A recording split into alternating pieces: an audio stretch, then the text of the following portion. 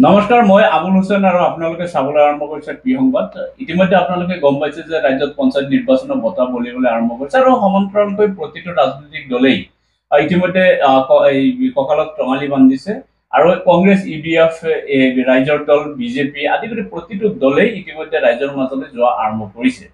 ঠিক কলগাছিয়া জিলা পৰিষদৰ পৰা শফিক কামাল ডাঙৰীয়া কংগ্ৰেছ জাতীয় কংগ্ৰেছ দলৰ পৰা টিকট প্ৰত্যাশী আৰু তেখেতক আমাৰ মঞ্চলৈ আজি আমাৰ ষ্টুডিঅ'ত তেখেতক আমন্ত্ৰণ কৰি আনিছো আৰু তেখেতৰ লগত আমি কিছু ঘৰুৱাভাৱে কথা পাতিম যে তেখেতে কি কাৰণত কংগ্ৰেছ দলৰ পৰা বা তেখেতে ৰাইজৰ মাজলৈ যাব বিচাৰিছে বা তেখেতে নিৰ্বাচন খেলিব বিচাৰিছে, তেখেতৰ সামাজিক ভিত্তি কি আছে, তেখেতে সামাজিক ভিত্তি আৰু তাৰ লগতে ৰাইজৰ কি কি কাম কৰিছে আৰু ৰাইজে তেওঁক কি কাৰণ ভোট দিব আৰু কংগ্ৰেছ দলৰ পৰা তেখেতক টিকট দিব নাই, এই সন্দৰ্ভত কিছু কথা পাতিবলৈ যত্ন কৰিম।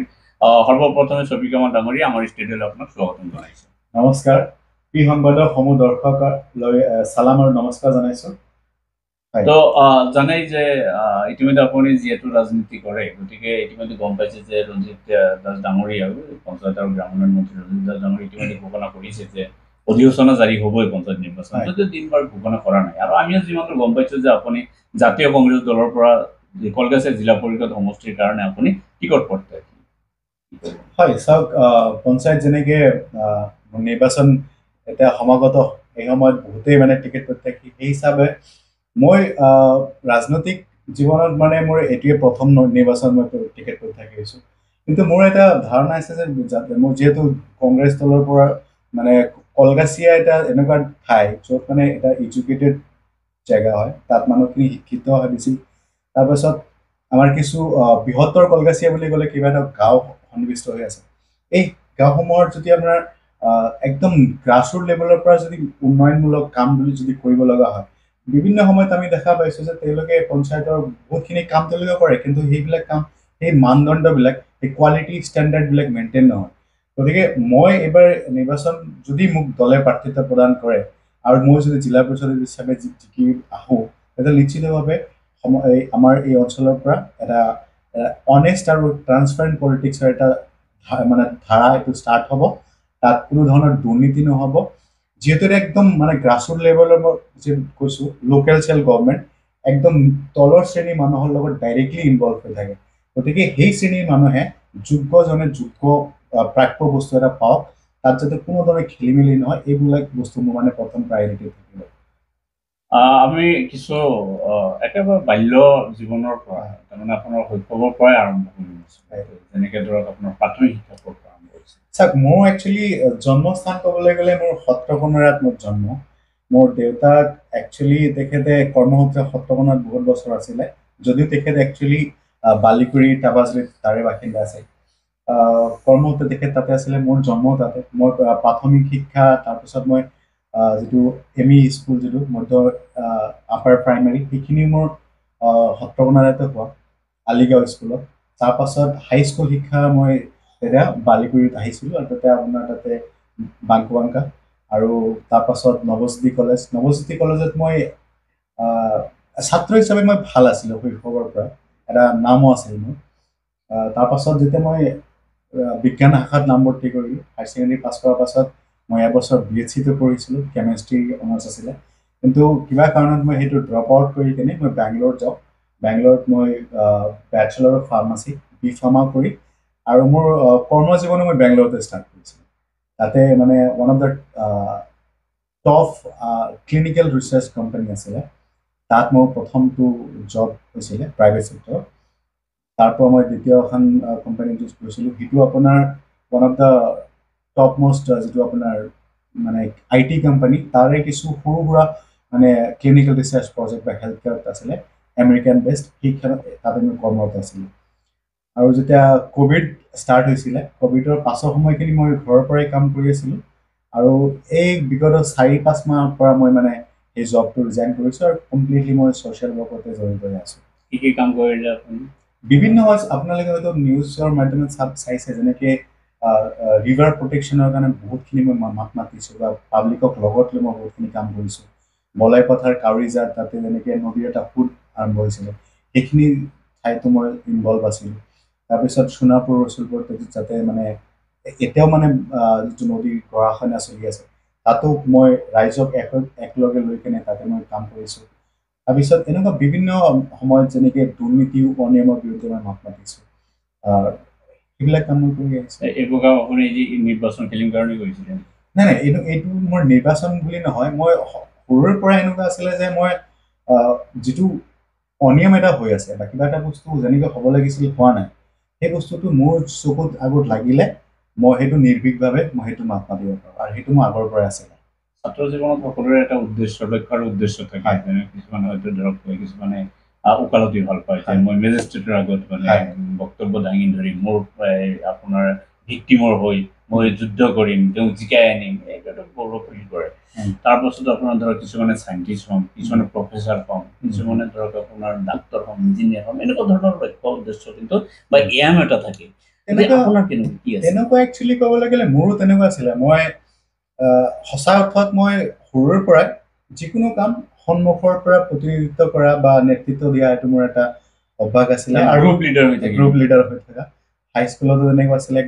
একদম মানে যেনেকৈ আপোনাৰ LP স্কুলত যেনেকৈ প্ৰধানমন্ত্ৰী হয় নহয়, মই LP স্কুলত মই প্ৰধানমন্ত্ৰী আছিলোঁ। তাৰপিছত 5-6 ভাল লাগে ন?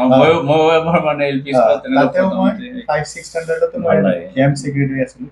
মই এতিয়া মোৰ মনত আছে, দিলদাৰ ৰেজাত তেতিয়া বাঘবৰ সমষ্টিৰ বিধায়ক আছিলে। মই তেখেতৰ সন্মুখত আগত থিয় হৈ মই কৈছিলোঁ যে আমাৰ স্কুলৰ কাৰণে খেল ধেমালিৰ কিবা বস্তু লাগে। সেই সময়ত তেখেতে মোক বহুত ধুনীয়াকৈ মৰম কৰি মানে এটা এমাউণ্ট আমাৰ স্কুলৰ হাতত দি থৈ গৈছিলে, আৰু সেইটো পইচা লৈ মই নিজে বৰপেটাত আহিছিলোঁ। সেই সময়ত আপোনাৰ ক্লাছ 6ত পঢ়োঁ। সেই সময়ত মই বৰপেটাত আহিছোঁ মোৰ ক্লাছৰ আমাৰ এটা টিচাৰৰ লগত, নিজে বেট বল এইবিলাক কিনি মই স্কুলৰ কাৰণে লৈ গৈছিলোঁ। আৰু আলিগড় এম ই মাদ্ৰাছা আছিলে সপ্তমনাৰ দত্ততে। তাৰপিছত হাইস্কুলতো যদি মই নিৰ্বাচন মই নিজে খেলা নাই। এই ক্লাছ 8ৰ বছৰত মই সেইটো নিৰ্বাচন নাছিলে, বাছনি কৰা হৈছিল। তাতো মই গেম ছেক্ৰেটাৰী আছিলোঁ। তাৰপাছত মই ইলেকশ্যন খেলা নাই হাইস্কুলত। যেতিয়া নৱজ্যোতি কলেজত আহিছিলোঁ, তেতিয়াও আপোনাৰ তাতে প্ৰথম যেনেকৈ ৰিপ্ৰেজেণ্টেটিভ ইলেকশ্যন হয়, তাতে মই পাৰ্টিচিপেট কৰি জয়ী হৈছিলোঁ। তাৰপিছত মই ষ্টুডেণ্ট পলিটিক্সত ভালেখিনি টাইম আছিলোঁ, NSO কৰিছোঁ। সেই সময়ত মই নৱজ্যোতি কলেজৰ এবাৰ কলেজ ইউনিটৰ জেনেৰেল ছেক্ৰেটাৰী, তাৰপাছত এবাৰ ভাইচ প্ৰেছিডেণ্ট এনেকৈ আছিলোঁ। তাৰপাছত বেংগলোৰত যোৱাৰ পাছতো মই প্ৰথমবাৰে তেতিয়া মানে ক্লাছৰ ৰিপ্ৰেজেণ্টেটিভ, ফাৰ্ষ্ট ইয়াৰ, ছেকেণ্ড ইয়াৰত নাছিলোঁ, থাৰ্ড ইয়াৰ, ফ'ৰ্থ ইয়াৰত আছিলোঁ।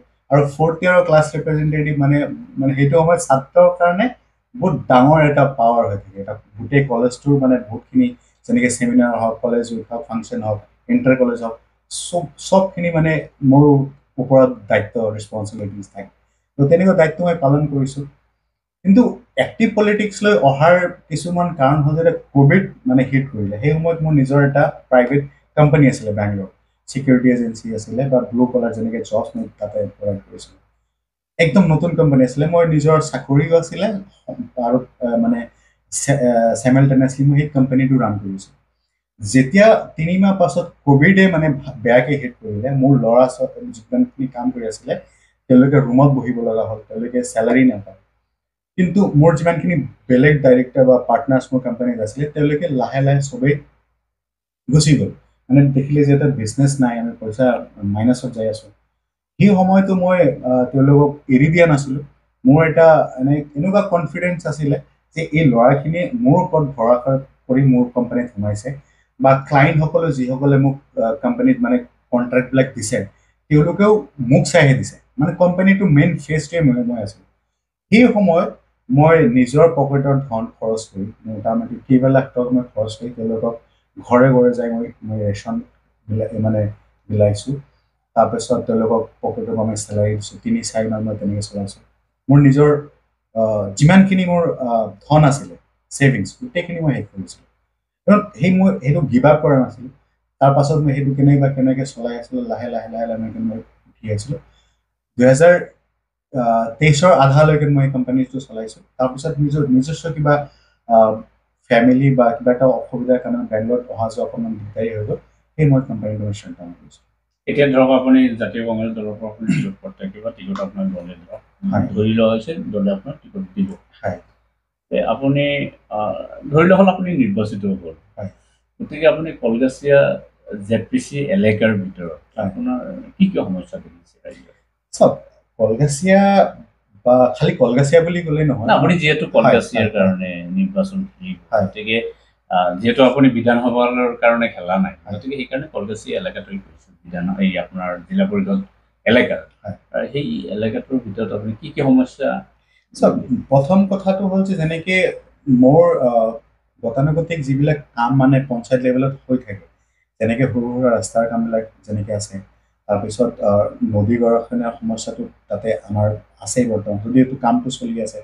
তাৰপাছত যেনেকে বিভিন্ন ধৰণৰ চৰকাৰী আঁচনিসমূহ, এইবিলাকত বহুতখিনি কাম মানে থাকে পঞ্চায়তত, যদি জিলা পৰিষদত মানে কামৰ বস্তুটো অকণমান লিমিটেড হৈ থাকে। কিন্তু মোৰ এনেকুৱা এটা আছে যেনেকে মানে ইউজুৱেল যিবিলাক কামবিলাক হৈ থাকে সেইবিলাকো থাকিব। তাৰ পাছতো মোৰ নিজস্ব কিছুমান মানে আইডিয়াজ আছে বা মোৰ চেষ্টা কৰিম মই, সেইটো হ'ল যেনেকে চেল্ফ ৰেভিনিউ জেনেৰেটেড কিছুমান স্কিম যদি মই কৰিব পাৰোঁ।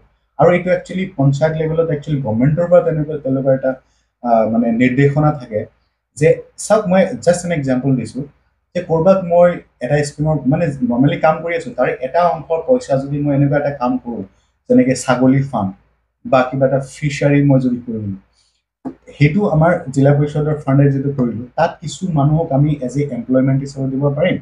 আৰু তাৰ পৰা জেনেৰেটেড ৰেভিনিউ যিটো আহিব, সেই পইচাটো আমি সমান্তৰালকৈ সেইটো আমাৰ জিলা পৰিষদৰ কাৰণে ফাণ্ড হৈ থাকিব। সেইটো আপোনাৰ আমাৰ পইচা যিমানখিনি পইচা আহিছিলে সেই পইচাটো আমি ইউটিলাইজ কৰিছোঁ, তাৰ পৰা এটা ৰেভিনিউ একদম কণ্টিনিউৱাছলি কিন্তু আহিয়ে থাকিব। সেই বস্তুটো কিন্তু মই লাহে লাহে লাহে লাহে কণ্টিনিউৱাছলি ইউজ কৰিব পাৰিম। তেনেকুৱা কিছুমান চেল্ফ ৰেভিনিউ মানে আমাৰ আত্মনিৰ্ভৰ হ'বলৈ হ'লে কিছুমান তেনেকুৱা স্কিমত মই চেষ্টা কৰিম, যদি সেইটো মই এপ্ৰুভ কৰে বা ৰাইজৰ লগত আলোচনা কৰিম, তেওঁলোকে যদি সেইটোত মানে এপ্ৰুভেল দিয়ে, তেনেকুৱা প্লেন মোৰ আছে। তাৰ লগতে কিছুমান এনেকুৱা কাম কৰিম যেনেকে আমাৰ মানে বিশেষকৈ মাইনৰিটি অঞ্চলত এনেকুৱা বহুত প্ৰতিভাৱান খেলুৱৈ আছে, ল'ৰা ছোৱালী। মোৰ এনেকুৱা ধাৰণা হয় দিয়ক, মানে মই ভুলো হ'ব পাৰোঁ, যে ল'ৰা ছোৱালীক অকল পঢ়া শুনা কৰি যে ডাঙৰ মানুহ বা সফল হ'ব সেইটো মই বিশ্বাস নকৰোঁ। চবেই ডক্তৰ ইঞ্জিনিয়াৰ হ'ব বুলি মোৰ ধাৰণা নহয়। তাৰ মাজত এনেকুৱা বহুত প্ৰতিভাৱান মানুহ আছে, তেওঁলোকে হয়তো কিছুমানে হয়তো বিৰাট কোহলিৰ নিচিনা ক্ৰিকেটাৰ হ'ব বিচাৰিব, কোনোবা চাইনা নেহৱালৰ নিচিনা বেডমিণ্টন প্লেয়াৰ হ'ব বিচাৰিব, সানিয়া মিৰ্জাৰ দৰে হ'ব বিচাৰিব, জুবিন গাৰ্গৰ নিচিনা গায়কো হ'ব। তেনেকুৱা বহুত এনেকুৱা টেলেণ্টেড আছে। তাতকৈ ডাঙৰ আৰু এটা বস্তু মই কৈছোঁ, যেনেকৈ আমি নৈপৰীয়া মানুহ, আমি ক'বলৈ গ'লে জন্মৰ পিছৰ পৰা আমি সাঁতোৰ শিকিবলৈ পাওঁ জীৱন বচাবলৈ কাৰণে। কিন্তু আজিলৈকে আমাৰ এই মাইনৰিটি অঞ্চলৰ পৰা এজনো এনেকুৱা সাঁতোৰবিদ ওলাইছে নেকি যোনে হয়তো অলিম্পিকত বা নেশ্যনেল লেভেলত খেলিছে? নাই খেলা। কিন্তু যদি আমাৰ ষ্টেমিনা বুলি যদি আমি চিন্তা কিন্তু নৈপৰীয়া ল'ৰাবোৰৰ জাপ মৰা দেখিলে, নদীলৈ জাপ মৰা দেখিলে ভয় খাব। হয় হয়, আপুনি বিভিন্ন সেই জেগাৰ পৰা কিন্তু সাঁতোৰবিদ লোৱা নাই, একদম ভাল কথা হৈছে। এনেকুৱা ডাঙৰ ডাঙৰ ওখ ওখ জেগাৰ পৰা তেওঁলোকে জাপ মাৰিছে, নদীত পৰিছে, এইবিলাক কিন্তু ভিডিঅ' সদায় ছ'চিয়েল মিডিয়াত দেখি আহিছোঁ। কিন্তু আজিলৈকে তেনেকুৱা এটা ল'ৰা ছোৱালীক আমি উঠাই আনি এনেকুৱা এটা প্লেটফৰ্ম দিছোঁ নেকি য'ত তেওঁলোকে হয়তো ভালকে কোচিং ল'ব পাৰিছে বা ইণ্টাৰনেশ্যনেল বা নেশ্যনেল বা ইভেন ৰাজ্যিক পৰ্যায়লৈকে কওকচোন, তেনেকৈ ল'ৰা আপোনালোকে ওলাব পাৰিছে নেকি? নাই ওলোৱা। গতিকে মোৰ এনেকুৱা এটা চেষ্টা থাকিব, অনাগত 5 বছৰত মোৰ এটা টাৰ্গেট থাকিব যে অন্তত এজন মানুহ হ'লেও, এজন খেলুৱৈ হ'লেও মই অলিম্পিক লেভেললৈ ল'বলৈ এটা চেষ্টা মই কৰিম। এতিয়া বহুতখিনি সপোন আপুনি দেখিছে, আপুনি গায়ক বনাব, আপুনি সাঁতোৰবিদ বনাব, আপুনি খেলুৱৈ বনাব, এই বস্তুবোৰ আপুনি আপোনাৰ ZPC এলেকাৰ ভিতৰত আপুনি নিৰ্মাণ কৰিব। এতিয়া নিৰ্বাচিত হোৱাৰ পাছতহে আপুনি কৰিব। কিন্তু আপোনাক কিয় ভোট দিব? চাওক, মোক কিয় ভোট দিব বা প্ৰথম কথাটো হ'ল যে দলে মোক কিয় মানে প্ৰাৰ্থী দিব। মোৰ এটা ধাৰণা হয় যে মোক প্ৰাৰ্থিত্ব তেওঁলোকে দিব, কাৰণ বিগত সময়ছোৱাত মই যিসমূহ কাম লৈ বা যিসমূহ বস্তুক লৈ মই মাত মাতিছোঁ, মই কিবা এটা ছ'চিয়েল মিডিয়াত কথা ক'লে বা মই লাইভো যদি দিওঁ, মই কিবা এটা কথা মানে মাত মাতাৰ লগে লগে গোটেই সমষ্টি মানুহে কিন্তু মোক এতিয়া দেখে। তাৰ লগে লগে বহুতখিনি য়ংষ্টাৰ্ছ মানে ইউথৰ মাজত মোৰ এটা জনপ্ৰিয়তা আছে। তেওঁলোকৰ লগত মই এটা কানেকশ্যন বনাব পাৰোঁ, কাৰণ মই বিভিন্ন সময়ত স্কুল কলেজতো যাওঁ বা কলেজৰ ল'ৰা ছোৱালীসকলৰ লগত বিশেষকৈ মই সময় অতিবাহিত কৰোঁ। তেওঁলোক মানে what the young Indians wants from the government, like নৱপ্ৰজন্মই আমাৰ প্ৰতিনিধিৰ পৰা কি তেওঁলোকে বিচাৰে বা গভৰ্ণমেণ্টৰ পৰা কি বস্তু বিচাৰে, সেই বস্তুৰ লগত মই ইজিলি কানেক্ট কৰিব পাৰোঁ। গতিকে মোৰ এনেকুৱা কিছু কাম থাকিব আৰু সেইটো কাৰণে একচুৱেলি মোৰ নৱপ্ৰজন্মই বা সমাজৰ মানুহে মোক ভোট দিব আৰু তেওঁলোকে আগুৱাই যাবলৈ মোক সহায় কৰিব মোৰ ধাৰণা। এতিয়া আপুনি বৰ্তমান চৰকাৰখন বিজেপি অসমৰ বিজেপি চৰকাৰখন যেনেকৈ আঁচনি লৈ আছে কি ক'ব আৰু? চাওক, এইটো ক'বলৈ বহুত কথা আছে। যেনেকে এক প্ৰকাৰ তেওঁলোকে একফালৰ পৰা ঋণ লৈ আছে, আনফালে তেওঁলোকে আঁচনি বিলাক আছে। এটা কথাটো হ'ল যে গভৰ্ণমেণ্ট এটা ৰান কৰিবলৈ হ'লে বা আপোনাৰ বিল' পভাৰ্টি লাইনৰ যিমানখিনি মানুহ আছে বা সাধাৰণ শ্ৰেণীৰ মানুহক আপুনি আপলিফ্ট কৰিবৰ কাৰণে আপুনি বিভিন্ন সময়ত বিভিন্ন আঁচনি দিব লাগিব। কিন্তু সেই আঁচনিৰ নামত এনেকুৱা নহয় যে মই জাষ্ট খালি টকা বিলাই থাকোঁ। আপুনি এনেকুৱা এটা কাম কৰি ৰিচেণ্টলি মই যদি চাওঁ, বিগত সময়ত গভৰ্ণমেণ্টে বহুত হিউজ এমাউণ্টৰ টকা ঋণ লৈছে। ঋণ লৈ তেওঁলোকে কি কৰিছে? বিহুৰ বিশ্ব ৰেকৰ্ড কৰিছে। এইবাৰ ঝুমুৰ নৃত্য কৰিলে। অহাবাৰ তেওঁলোকে প্লেন কৰিছে মানে আপোনাৰ জাতীয় সংগীতটো গাই কেনে বিশ্ব ৰেকৰ্ড কৰিব। গতিকে এইবিলাকৰ পৰা আউটকাম কি হৈছে? জাষ্ট খালি আপোনাৰ পাব্লিক ফাণ্ড পইচাখিনি এটা ক'ৰবাত ইউটিলাইজ হৈছে, তাৰ পৰা আউটকাম একো হৈ আছে নেকি? আমি যেনেকৈ গভৰ্ণমেণ্টৰ এনেকুৱা কিছুমান স্কিম যিবিলাক দিয়াৰ পাছত মানুহৰ পৰা সেই বস্তুটো কিবা নহয় কিবা এটা ভাল এটা আউটকাম হ'ব লাগিব। মানুহ এটা স্বাৱলম্বী হৈছে বা নিজৰ পৰিয়ালটোক ভালকৈ চলাব পৰা হৈছে, তেনেকুৱা স্কিম কৰিব লাগিব। এতিয়া আপোনাৰ চাওক, যেনেকৈ আমাৰ ঘৰত কেনেকুৱা আমাক শিকায় যে মই যদি মাহেকত 100 টকা আৰ্ণ কৰি আছোঁ, মোৰ লাগতিয়াল গোটেইখিনি হোৱাৰ পাছত যদি মোৰ হাতত 20 টকা 25 টকা বাচিছে, সেই পইচাৰে মই মনোৰঞ্জনমূলক মুভি চাবলৈ যোৱা বা কিবা এটা কাম কৰা, এনেকুৱা হয়। আমি ধাৰ কৰি আনি মই মুভি চাব গ'লে মোৰ ৰাইজে মানিব? মোৰ ঘৰত বা এইখিনিত মই এটা কথা কওঁ আপোনাক, যে আপুনি যেনেকৈ ঝুমুৰৰ কথা কৈছে, বিহু নৃত্যৰ কথা কৈছে, তাৰপাছত আপোনাৰ আৰু এটা কি ক'লে আপুনি, এটা জাতীয় সংগীত, এইবোৰত খৰচ হৈছে যদিও মই কিন্তু এইটো ইমান আপোনাৰ ঋণাত্মকভাৱে এইকাৰণে নাচাওঁ যে অসমৰ যি সংস্কৃতি, এইটো কালচাৰটো আচলতে ধৰক বিশ্বৰ দৰবাৰত দাঙি ধৰিছে। এইটো যদিও অলপ খৰচ হৈছে, এইটোত কিন্তু মই ইমান ঋণাত্মকভাৱে এই বস্তুটো মই নাচাওঁ। কিন্তু কথা হৈছে যে মই কিছুমান বস্তু সমালোচনা নকৰিলেও নহয়। যেনেকৈ আপোনাৰ ধৰক কিছুমান আঁচনি গভৰ্ণমেণ্টে যে ডাইৰেক্ট পইচা ধৰক হিতাধিকাৰী দি এক প্ৰকাৰ ভোট কিনাৰ এটা কৌশল, এইটো যিটো কৰা গৈছে বা কৰি আছে, কিন্তু তাৰ বিপৰীতে যদি আপুনি চাবলৈ যায়, আজি পৰীক্ষা হাইস্কুল লেভেলৰ যিবোৰ পৰীক্ষা চলি আছে, সেই পৰীক্ষা কিন্তু তেওঁলোকে আপোনাৰ পেপাৰ দিব পৰা নাই, 6,000 ষ্টুডেণ্টে তেওঁলোকে পৰীক্ষা দিব পৰা নাই। গতিকে এই যে শিক্ষাৰ ক্ষেত্ৰখনত যে চৰকাৰে বৈষম্য বা গুৰুত্ব যে কমাই দিছে, এই ক্ষেত্ৰত কিন্তু আচলতে সমালোচনা কৰে নিশ্চিতভাৱে। মানে আপোনাৰ যেনেকৈ এইবছৰ তেওঁলোকে 6,000, মানে আমি শুনিছোঁহে 6,000 ষ্টুডেণ্ট তেওঁলোকে নিজৰ হাইস্কুল শিক্ষান্ত পৰীক্ষা তেওঁলোকে দিব নোৱাৰিলে। তাৰপাছত আপুনি যাওক, যেনেকৈ স্কুল লেভেলত ঝুমুৰৰ কাৰণে দিব পৰা নাই, মই সেইটোলৈ যোৱাই নাই। সেইটোতো বৃহৎ লছ। সেইটোতো আচলতে তেওঁলোকক কি কৰিলে এইটো মানে কাম আচলতে চিন্তা কৰিলে মানে সেইটো উলিয়াবই নোৱাৰে, এইটোৰ উত্তৰ উলিয়াবই নোৱাৰো। কাৰণ সেই 6,000 ছাত্ৰ ছাত্ৰী কি কাৰণত আহিবলগীয়া হ'ল? নিজৰ জীৱনৰ আটাইতকৈ ডাঙৰ পৰীক্ষা, যদি কি কাৰণত আহিবলগীয়া, সেইটো এটা কুৱেশ্যন। আৰু তেওঁলোকক কি কাৰণত চিলেকশ্যন কৰিবলগীয়া, সেইটো এটা কুৱেশ্যন। আচলতে আহিব নালাগিছিল, আনিবও নালাগিছিল। এনেকুৱা কৰিব লাগিছে যিসকলে মেট্ৰিক দিব তেওঁলোকে যোগদান কৰিব নোৱাৰে, বা যিসকলে আমি মেট্ৰিক দিম আমি নকৰোঁ, দুইফালৰ পৰা হ'ব লাগে। কিন্তু মই ক'ব বিচাৰিছোঁ কি, আপুনি LP স্কুলত যদি যায়, আপুনি হাইস্কুলত যদি যায়, যে পৰীক্ষা বছৰেকীয়া বা আপোনাৰ ইউনিট টেষ্টৰ যিবোৰ পৰীক্ষা হয়, সেই পৰীক্ষাৰ কাৰণে যিবোৰ পেপাৰ আচলতে আগৰ দিনত আপোনালোকে চৰকাৰী যিখিনি স্কুলৰ পৰা পাইছিল লিখিবলৈ, সেই পেপাৰ আজিকালি চৰকাৰে যোগান নধৰে। সেইটো নধৰে। তাতকৈ ডাঙৰ কথাটো হ'ল যে আজি স্কুলত যেনেকৈ পঢ়া শুনাৰ যিটো মানে এটা পৰিৱেশ, সেই পৰিৱেশটো সম্পূৰ্ণৰূপে এটা বিনষ্ট হোৱা যেন মোৰ অনুভৱ হৈছে।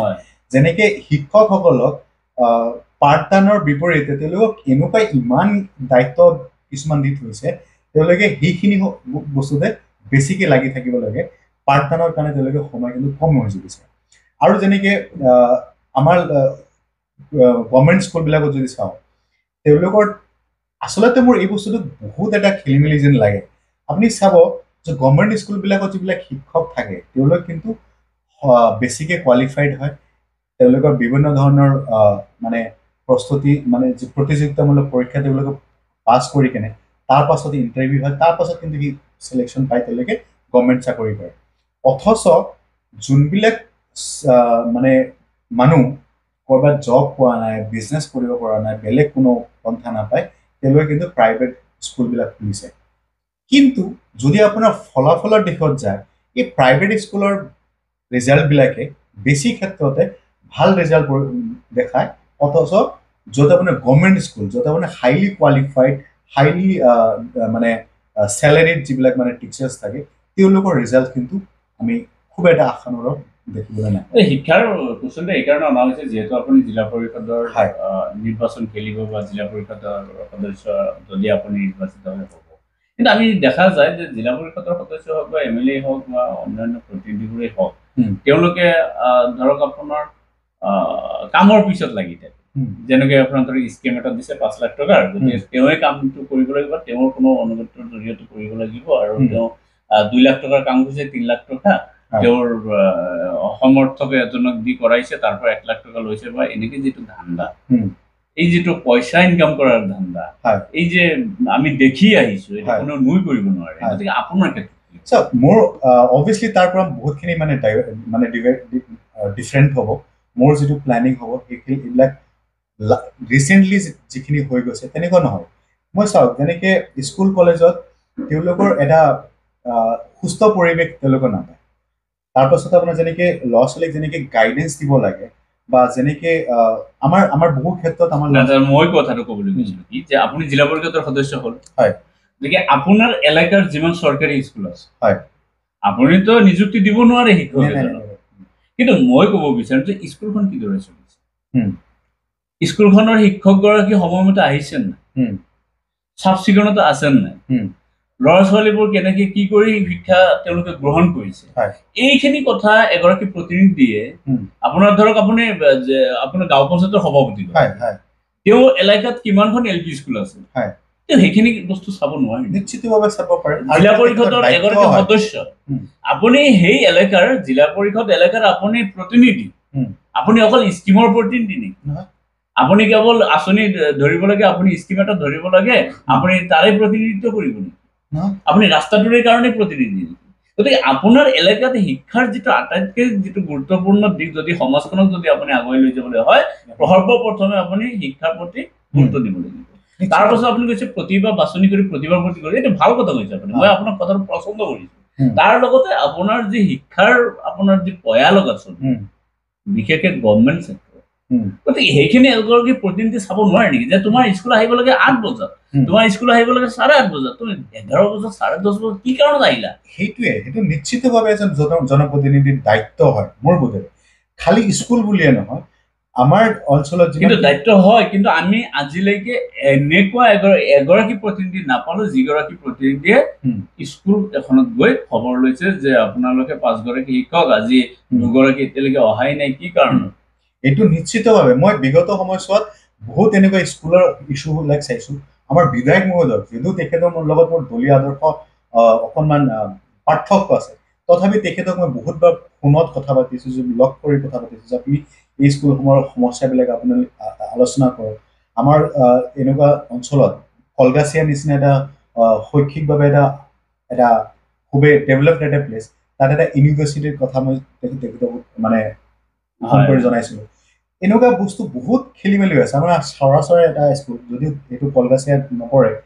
তাতো বহুতখিনি সমস্যা হৈ পৰিছে কাৰণ বালিকুৰি আদি কৰি মানে টাপাজুলি এইবিলাক বহুতখিনি অঞ্চলত বহুত শিক্ষাৰ ক্ষেত্ৰত বহুতখিনি খেলি মেলি হৈ আছে গতিকে এজন জনপ্ৰতিনিধি কিন্তু সেইবিলাক কিন্তু তেখেতৰ দায়িত্বত আহে কিন্তু আজিলৈকে এই কথাটো মই স্বীকাৰ কৰিছোঁ যে কোনো এজন জনপ্ৰতিনিধিয়ে সেইটো আপোনাৰ বিধানসভাৰ প্ৰতিনিধিয়ে হওক বা আপোনাৰ পঞ্চায়ত লেভেলৰ হওক এইখিনি কিন্তু তেওঁলোকে নকৰে কিন্তু মোৰ যিমানখিনি ধাৰণা আছে মই যদি জিলা পৰিষদ হিচাপে বাছনি হওক বা নিৰ্বাচিত হওক মোৰ কিন্তু মোৰ এৰিয়াত থকা গোটেইখিনি স্কুলৰ ওপৰত মোৰ এটা নজৰ থাকিব খালি স্কুল বুলিয়ে কোৱা নাই মই স্বাস্থ্য ক্ষেত্ৰতো মই কৈছোঁ স্বাস্থ্য ক্ষেত্ৰত যেনেকৈ কলগাছিয়াত বিভিন্ন সময়ত হস্পিটেলখনত বহুত ধৰণৰ দুৰ্নীতি মানে আমি শুনা পাই থাকোঁ নিউজত আহি থাকে বা সমালোচনা হৈ থাকে গতিকে চৰকাৰী মানে এটা হস্পিটেল এখনত ইমান দুৰ্নীতি হৈ থকাটো কোনোপধ্যে মানি লোৱা নহ'ব আৰু মই যদি জনপ্ৰতিনিধি হিচাপে বাছনি হওঁ এই হস্পিটেলখন অন্তত একদম চিধাভাৱে চলিব লাগিব, তাত কোনো ধৰণৰ কমচে-কম এগৰাকী ৰোগী সেৱা পাব লাগিব। যিখিনি চৰকাৰীভাৱে তেওঁলোকে চাকৰি কৰে, চৰকাৰীভাৱে তেওঁলোকে দৰমহা পায়, আৰু মানুহক এই সাধাৰণ শ্ৰেণীৰ মানুহে গভৰ্ণমেণ্ট হস্পিটেলত যায়, যাৰ পইচা বেছি আছে তেওঁলোকে প্ৰাইভেটত যাব বা ক'ৰবাত যায়, সেইটো তেওঁলোকৰ নিজস্ব কথা। কিন্তু যিসকল ব্যক্তিয়ে চৰকাৰী হস্পিটেলত তেওঁলোকে স্বাস্থ্য সেৱাৰ কাৰণে আহিব, সেইসকল ব্যক্তিয়ে একদম পৰ্যাপ্ত পৰিমাণে সেৱা তেওঁলোকে পাব লাগিব। সেইটো আপোনাৰ ক্লিনলিনেছৰ পৰাই হওক, ডক্টৰ বিহেভিয়ৰৰ পৰাই হওক, মেডিচিন ডিছপেন্সিঙৰ পৰাই হওক, ডায়েগনচিছৰ পৰাই হওক, তাত যাতে কোনো ধৰণৰ মানে খেলি মেলি নহয়, সেই বস্তুটো মোৰ অৱহেলিত যাতে নহয়। তাৰমানে মই নিজেও এজন মানে স্বাস্থ্যকৰ্মী, মই হেল্থ কেয়াৰৰ লগত মই জড়িত, সেইবিলাক বস্তু মই বহুতখিনি বুজি পাওঁ। অন্তত স্বাস্থ্য সেৱাত কোনো ধৰণৰ খেলি মেলি মই হ'ব নিদিওঁ, এইটো মই এটা প্ৰতিশ্ৰুতি। বিগত দিনৰ কলগাছিয়া জিলা পৰিষদ এলেকাৰ যিগৰাকী সদস্য আছিলে, জিলা পৰিষদৰ সদস্য আছিলে, তেওঁলোকৰ কাম কাজ চাওক, তেওঁলোকৰ কাম কাজত মই বেছি মানে মন্তব্য দিব নিবিচাৰোঁ, কাৰণ তেখেতেও মানে হয়তো যিমান পাৰি চেষ্টা কৰিছিলে, কিন্তু ক'ভিডৰ সময় আছিলে, তেওঁলোকৰ ফাণ্ডিঙৰ বহুতখিনি ইছ্যুজ আছিলে, গতিকে সেয়ে তাৰ ওপৰত মই মানে বিশেষ মন্তব্য দিব নিবিচাৰোঁ। সেইটো আপোনালোকে ৰাইজে বিচাৰ কৰিব, যিমানখিনি কৰিছে সেইটো তেওঁলোকে বিবেচনা কৰিব। মই এই ক্ষেত্ৰত আৰু এটা পইণ্ট আপোনাক এড কৰিছোঁ যে স্বাস্থ্য সেৱাৰ লগত আৰু এটা ক্ষেত্ৰ আছে য'ত সদায় এই সাধাৰণ শ্ৰেণীৰ মানুহখিনিয়ে হাৰাশাস্তি ভোগ কৰিব লাগে। সেইটো হৈছে আপোনাৰ এই ৰাজহুৱা চক্ৰ অফিচত, চক্ৰ বিষয়াৰ অফিচত বা ব্লকত, যেনেকৈ মাটিৰ কাম লৈ হ'লে মণ্ডলে পইচা খোজে, অমুকে পইচা খোজে, এনেকুৱা বহুত এটা তাতে কিন্তু মানে খেলি মেলি হৈছে, আৰু সাধাৰণ শ্ৰেণীৰ মানুহ সদায় তাত কিন্তু মানে নিৰ্যাতিত হৈ আছে। মোৰ যদি নিৰ্বাচিত হওঁ, এই দুটা বস্তুত মোৰ কিন্তু তিনিটা বস্তু, স্বাস্থ্য সেৱা আৰু আপোনাৰ স্কুলৰ ক্ষেত্ৰত আৰু এই চৰকাৰী যিটো মানে ৰাজহুৱা চক্ৰৰ অফিচত, ব্লকত, এই ক্ষেত্ৰত মোৰ এটা তীক্ষ্ণ নজৰ থাকিব, তাত যাতে সাধাৰণ শ্ৰেণীৰ মানুহ, মোৰ কাৰণে সদায় এই দুখীয়া শ্ৰেণীৰ মানুহৰ সমস্যাবিলাক সদায় ফাৰ্ষ্ট প্ৰায়ৰিটি থাকিব, আৰু সেই সমস্যাসমূহলৈ মই মাত মাতি আহিছোঁ, আৰু অনাগত দিনতে মই সেইটো মানে যিমান মোৰ থাকিব সেইটো এশ্বুৰেঞ্চ দিব পাৰোঁ। এই ক্ষেত্ৰত নজৰ কেনেকুৱা থাকিব আপোনাৰ? ফাৰ্মিং ক্ষেত্ৰতো চাব, ফাৰ্মিঙত বহুত এনেকুৱা আমাৰ মানুহ আছে, তেওঁলোকে কি কৰে, ল'ৰা ছোৱালী বাহিৰত যাই কিনে সৰু সুৰা চাকৰি কৰি আহি থাকে, তাতকে তেওঁলোকে নিজত যদি তেওঁলোকে সেই খেতিসমূহ, কিন্তু তেওঁলোকক এটা ভাল এটা ডিৰেকশ্যন দেখাব লাগে যে চাইণ্টিফিকেলি আমি কেনেকৈ ফাৰ্মিং কৰিব পাৰোঁ, কেনেকুৱা টেকন'লজি ইউজ কৰি আমি কম পইচাতে আমি বেছি উৎপাদন কৰিব পাৰোঁ। তেনেকুৱা কিছুমান টেকন'লজি মই যিহেতু ফাৰ্মিঙৰ লগত বেছি জড়িত নহয়, মই সেই যিসকল অভিজ্ঞ মানুহ আছে, এক্সপাৰ্টছ আছে, তেওঁলোকৰ লগত আলোচনা কৰি এই ফাৰ্মিঙৰ ক্ষেত্ৰতো কেনেকৈ আগবঢ়াই লৈ আহিব পাৰি, তাৰ ক্ষেত্ৰতে মোৰ কিন্তু এটা কাম কৰিবলগীয়া আছে। তো আচলতে আলোচনা কৰিবলগীয়া বহুতো আছিলে, কিন্তু সময় যিহেতু পাৰ্মিট নকৰে, পুনৰ আপোনাক লগ পাম, আৰু বহুত কথাই আপোনাৰ পৰা আমি ল'বলৈ আছে বা আপোনাৰ লগত পাতিবলগীয়া আছে, কিন্তু আমাৰ ফালৰ পৰা সমস্যা থাকিল। আপুনি দলে টিকট প্ৰদান কৰক আৰু আপুনি নিৰ্বাচিত হওক, এই শুভেচ্ছা আপোনাৰ প্ৰতি থাকিব। আপোনালোকে শুনিলে ছবিকামৰ ডাঙৰীয়াৰ লগত আমি যথেষ্ট কথা পাতিলোঁ, আৰু তেখেতে যথেষ্ট গুৰুত্বপূৰ্ণ কথা কৈছে, যেনেকৈ আপোনাৰ ধৰক তেখেতে কেইবাটাও ক্ষেত্ৰত যথেষ্ট গুৰুত্ব প্ৰদান কৰিছে। এটা হৈছে যে আচলতে আমাৰ এলেকাত আচলতে গাঁৱে ভূঞে যিবোৰ আচলতে প্ৰতিভা লুকাই আছে, বিশেষকৈ তেখেতে এই প্ৰতিভাসমূহ উলিয়াই অনাৰ কাৰণে যত্ন কৰিব।